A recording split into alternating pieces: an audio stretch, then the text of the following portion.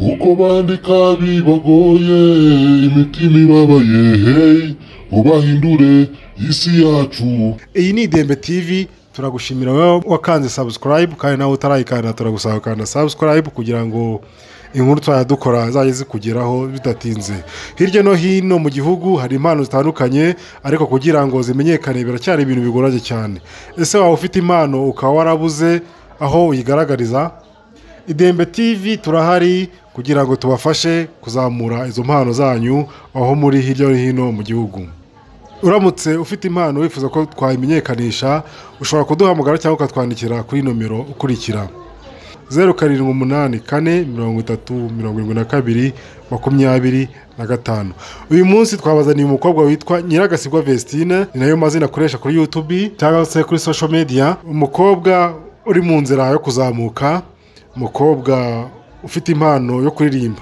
Hano hari umukobwa witwa Nyiragasigwa Vestine, aza mu ndirimbo ye icyizere, komeza ukore, irememo icyizere, shikama ukore maze uzagere ku Idembe TV. Nge mwumva nitwa Nsabimana Amuri.